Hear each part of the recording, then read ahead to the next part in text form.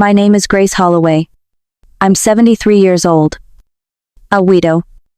And I've lived in the same small house in Eugene, Oregon for over 4 decades. It's not fancy, but it's mine. Every creak in the floorboards, every scratch on the banister, it's all part of a life built one quiet day at a time.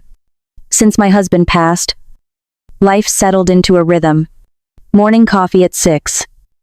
Newspaper by the window. A slow walk around the yard, if my knees allow. It's not exciting, but it's steady. And sometimes, that's enough. I raised my son, Nathan, in this house, nursed him through fevers, taught him to ride a bike, packed his lunches for 12 straight years.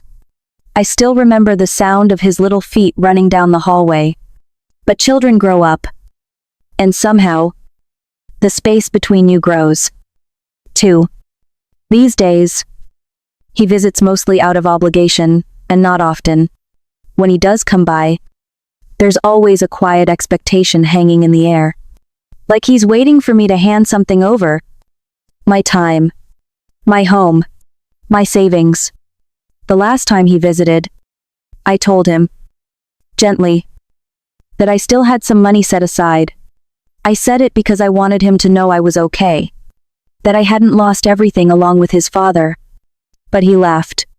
He laughed right in front of me. Like the idea of me having anything left dignity, independence, control was some kind of joke. And that's where this story begins. After Nathan left that day, the house fell quiet again. Too quiet. Really? I stood in the kitchen for a while, holding the same coffee cup I'd poured for him. The warmth had already gone. Just like whatever tenderness used to live in his voice when he'd call me Mom. It used to be different. He'd come home with stories from school. His eyes bright. His voice animated. Even as a grown man, he'd stop by just to check on me. Bring donuts on Sunday mornings. Ask about my garden. But somewhere along the way, that shifted. His visits started coming with strings attached. Subtle at first, small comments about the house being too much for me to manage. Or gentle nudges about consolidating accounts. Just to make things easier. His wife, Madison, rarely looked up from her phone. She'd smile in that way people do when they're not actually listening. And I'd play along, serve coffee. Offer snacks. Make small talk. I thought keeping the peace meant keeping the connection. But I'm starting to see I might have mistaken silence for love. That laugh, though, it stuck with me. It wasn't cruel on the surface. It wasn't loud. But it carried something worse than volume dismissal. Like the very idea that I still had savings. That I still had a say in my own life. It was so far-fetched it deserved a chuckle. He tried to comfort me after. Said I didn't need to worry about money anymore. That they'd take care of things now. But it didn't feel like comfort. It felt like closure, like a door being quietly shut behind me. As if my usefulness had expired and I just hadn't noticed yet. I didn't argue. I just nodded. Let them finish their visit. And watched from the window as they pulled out of the driveway. Nathan never looked back. Later that evening, I sat on the couch with the TV playing soft in the background. But my mind was far from it. I kept replaying the moment over and over. Not just the laugh, but what it implied. That somehow, without saying it outright, my own son had decided I no longer needed to be in charge of my own story. That's when I knew I couldn't let this go. And just a few days later, something happened that confirmed exactly what I feared. It was a Wednesday morning, around 8:15. When the phone rang, I was steeping a bag of Earl Grey. The way I do most mornings. The kettle had just started to quiet when I saw the caller ID flash First River Bank. At first, I almost didn't answer. I assumed it was some promotion or automated message. But something in my gut told me to pick up. And I'm glad I did. The man on the line had a calm, measured voice. He introduced himself as a senior account manager. Said his name was Derek. and that he was calling to confirm recent changes submitted to my banking profile. My stomach tightened. I hadn't made any changes. I asked him what kind of changes he was talking about, and he hesitated just for a second. But I caught it. He said there had been a request to update the ownership of my main account, that someone had submitted paperwork to make Nathan the primary account holder, not an additional user, not a backup contact, the primary. I stood there, holding the receiver in one hand and the edge of the kitchen counter with the other, trying to process what I'd just heard. My own son had tried to take control of everything quietly, behind my back. He didn't even ask. He just assumed. But here's the part that really stuck with me. The change didn't go through. My signature was required, and it was missing. Derek reassured me that everything was still under my name, and nothing had been altered. He flagged the request and wanted to make sure it hadn't been authorized by me. It hadn't. And it never would be. When I hung up, I didn't feel angry. Not yet. What I felt was stillness. The kind that comes right before a storm. I realized right then that this wasn't just about money. It was about being erased slowly, quietly, by the very people I once rocked to sleep. And that's when I knew this was no longer just a conversation. It was a turning point, and I wasn't going to let it pass quietly. After the call ended, I just stood there in the kitchen, the phone still warm in my hand, listening to the faint hum of the refrigerator. My tea had gone cold, untouched. For a long while, I didn't move. It was as if the air itself had changed thicker, heavier, charged with something I hadn't felt in years. I didn't cry. I didn't yell. Instead, I walked slowly to the drawer by the sink, the one filled with odds and ends rubber bands, old receipts, and a small blue notebook. My husband, Henry, used to tease me about that notebook. He'd call it my little ledger of life. Every important thing I'd ever written down lived in their grocery lists. Repères, birthdays, even things I was too proud to say out loud. I opened to a blank page and wrote carefully October 10th. The bank called. Nathan tried to change the account. I'm still the owner. Those last 4 words hit different. I stared at them, then underlined them twice. I'm still the owner, not just of the account but of my choices. My peace. My story. For so long, I'd lived quietly, almost invisibly, believing that being agreeable was the same as being kind. I'd said yes when I wanted to say no, stayed silent when I should have spoken up. I told myself that keeping the peace was the same as keeping love. But peace built on silence isn't peace at all, it's surrender in disguise. That night, I couldn't sleep. The house felt too alive. Every sound sharper, the wind against the windows, the clock ticking, the heater breathing through the vents. It wasn't fear that kept me awake, it was clarity. For the first time in years, I wasn't just existing, I was awake. The next morning, I brewed my tea again. This time strong and deliberate. I sat at the kitchen table, opened the blue notebook, and started making a list. Not of groceries, not of bills, but of all the things I'd quietly handed over to others. My time, my decisions, my confidence. By the time the sun filled the kitchen, I'd filled half a page. I didn't know exactly what my next step would be. But I knew one thing for sure: I wasn't done yet. And somewhere deep down, I could feel it, the beginning of a shift. The quiet kind of strength that doesn't announce itself. The kind that simply stands up one morning and decides to take the pen back. And that's exactly what I was going to do. 2 days later, I got dressed early. Nothing fancy, just a clean blouse, slacks, and Henry's old navy cardigan. The morning air was sharp, the streets still wet from overnight rain. I parked across from the bank and sat in the car for a moment, watching people come and go. Young couples, office workers, a man with a briefcase walking briskly. Everyone looked like they had somewhere to be. I remember wondering when I stopped feeling like one of those people. When did I stop moving with intention and start simply drifting from task to task inside? The bank had that familiar smell, polished wood and something faintly metallic, like paper and old coins. A young teller greeted me with a bright, automatic smile. But before I could say a word, a man stepped forward and called my name. It was Derek, the same man who had called me earlier that week. He looked younger than I'd imagined. Maybe mid-30s, with soft eyes and a tie just slightly loosened like he was trying to be both professional and human. He led me to a glass-walled office near the back, where a tired fern sat in the corner. Half forgotten, I appreciated that he didn't launch into business right away. He asked how my morning was. I told him it was early, but clear.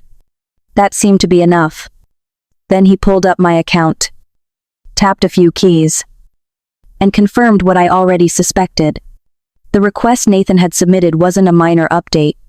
It was everything. Full control, power of attorney, card access, even authority over my small trust fund. I didn't flinch. I had expected it. But hearing it said out loud pressed something deep and cold into my chest. Derek reassured me that none of it had gone through, and nothing would not without my approval. And then he asked gently if I wanted to make any changes of my own. I did. I had come prepared. I reached into my purse and handed him a neatly folded piece of paper where I had listed exactly which accounts I wanted, locked, no joint holders, no linked cards, no second access. He read it carefully, then looked up and asked if I wanted to revisit the family trust. He said it was technically inactive, but still listed Nathan and his kids as future beneficiaries. I didn't hesitate to. I told him I wanted them removed. He paused, gave me one last chance to change my mind, but I was done being hesitant. I told him I was done being managed quietly, politely, and without apology. And for the first time in that entire conversation, he smiled, not in pity, not in disbelief, but in understanding.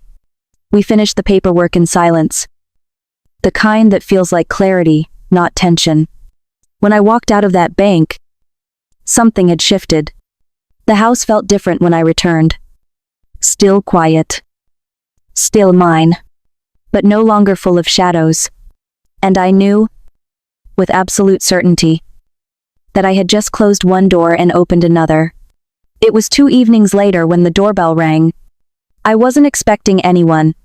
The sky had already turned dark, and the porch light cast long, quiet shadows.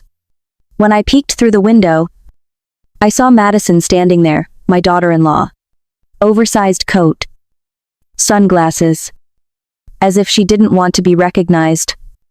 Even though no one else was around, she stepped inside slowly, scanning the room like it might betray her.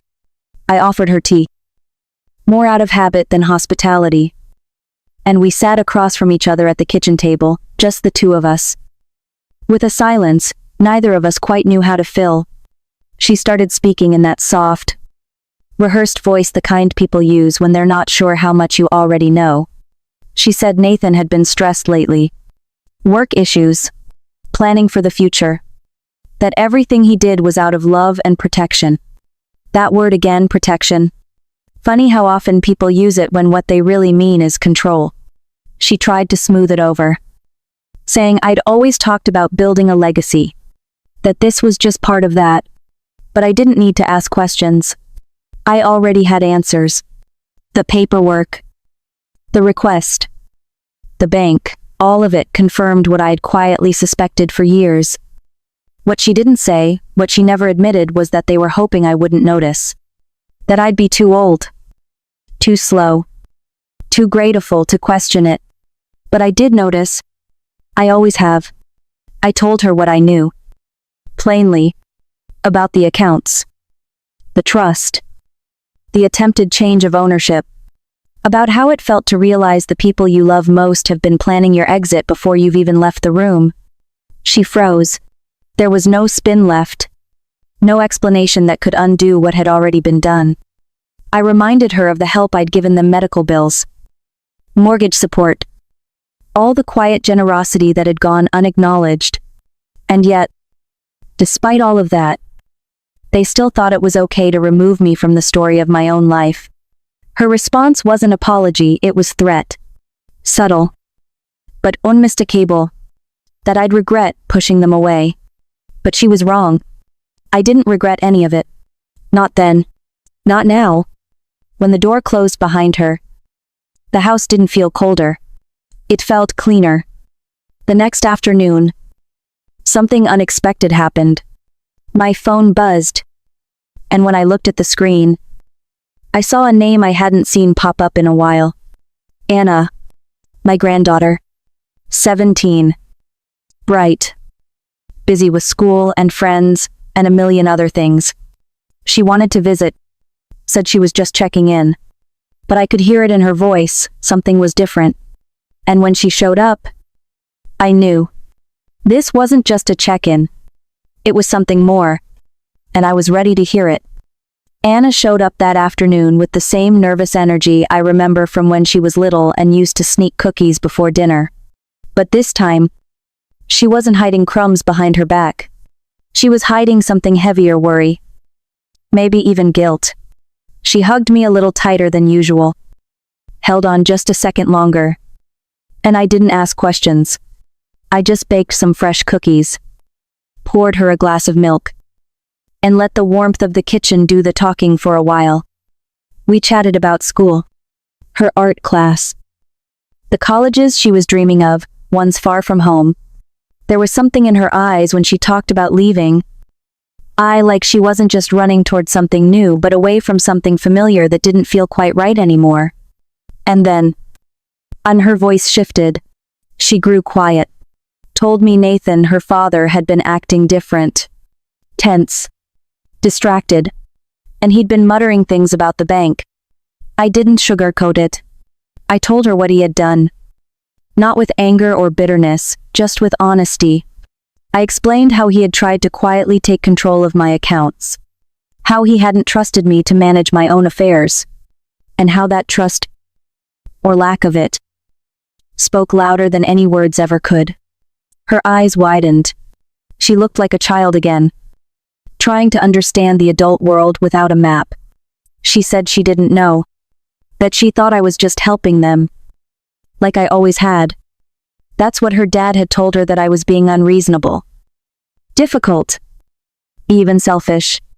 But I reminded her that setting boundaries doesn't make you selfish, it means you're finally starting to value your own voice. She didn't argue. She just nodded, looked down at her hands. And in that moment, I realized how much she'd been watching. Learning, absorbing not just what I said, but what I tolerated. I stood and reached up to the cabinet where I kept a folder. I had been holding on to it for years, updating it now and then, never telling anyone. I laid it in front of her. Her name was on it. Anna Grant, Education Trust. She stared at it, speechless. I didn't explain right away. I let her open it. Let her see for herself what I had been building, not just for her future, but for the sake of my own peace. She reached for my hand with tears in her eyes. And in that moment, I felt something shift between us. Within me. She didn't thank me out of obligation. She thanked me because she finally understood. That afternoon, I remembered what family is supposed to feel like. And for the first time in a long time, I didn't feel alone. I felt seen. But just when I thought things had settled, the phone rang. And I knew exactly who it was. The phone only rang twice before I picked it up. I already knew who it was. I could feel it like a storm rolling in. You don't need to see to believe. Nathan didn't waste time. His voice was sharp, rushed, already on the edge. He'd just come from the bank. And he was furious, confused, demanding answers. I didn't need to say much, just confirmed what he already suspected. Yes, I had revoked his access. Yes, I had frozen the trust. He tried to argue, to rationalize, like he always did when things didn't go his way. Said I was blowing things out of proportion, that this wasn't like me, that I was disrupting a system that worked for everyone. But what he really meant was a system that worked for him. He kept talking, throwing words like family, help, and legacy at me, hoping one would stick like guilt used to. But guilt no longer had a hold on me. He said I was being unreasonable, that we were supposed to be in this together. I reminded him we were, until he decided to move forward without asking. Until he filed those papers in silence and counted on my silence to stay. I told him I wasn't twisting anything. I was finally untangling it. The years of quiet agreements, the slow erosion of my independence masked as kindness. I had allowed it once. I wasn't allowing it anymore. He switched tactics, softened his tone, tried to appeal to the mother in me, the part that had always picked up the pieces, written the checks, smoothed over every jagged edge. But that part of me was tired, not bitter, not angry, just done. I told him, calmly, that I wasn't cutting anyone off. I was cutting myself free.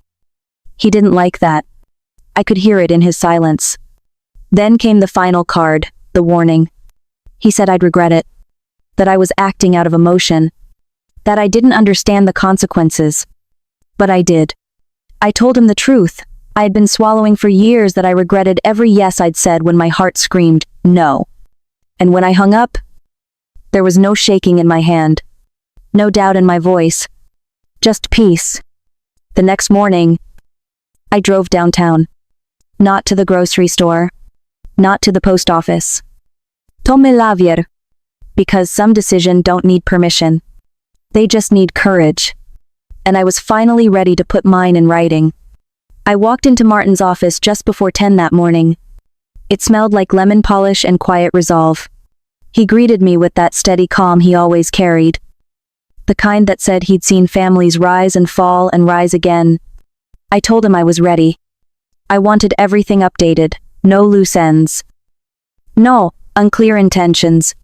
I didn't want anyone to wonder what I meant after I was gone. He asked me if I'd like to include a statement of intent. Something simple. Something clear. I said yes. Without hesitation.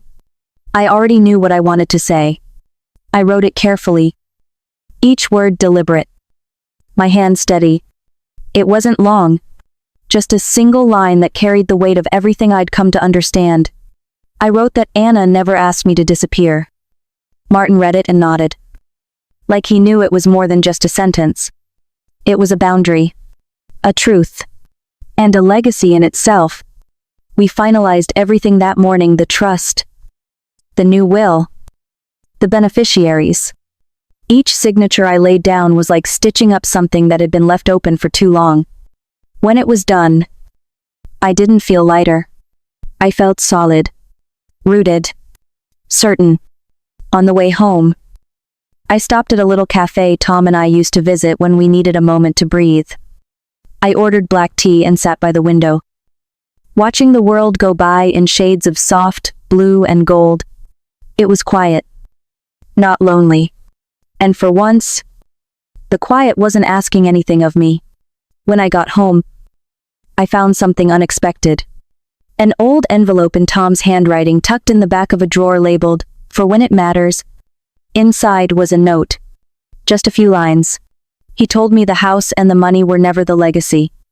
That I shouldn't apologize for protecting what was mine. I sat there with the letter in my lap. The afternoon sun catching the edge of the paper, like it was lit from within. And I realized he had seen me the whole time, even when I had gone invisible to everyone else. A week passed, quiet and clean, until one Sunday morning, there was a knock at the door. I opened it to see Nathan. No papers. No pretense. Just him, holding a brown paper bag. He said he brought lunch. I didn't say much, just stepped aside. And as we sat at that same kitchen table, where so much had been said and left unsaid, something shifted. Not everything was fixed, but something important had changed. And as I looked across the table at my son, I realized this was the start of something real. Not control, not guilt, just understanding. And maybe, for the first time in a long time, that was enough. But there was still one last thing I needed to do.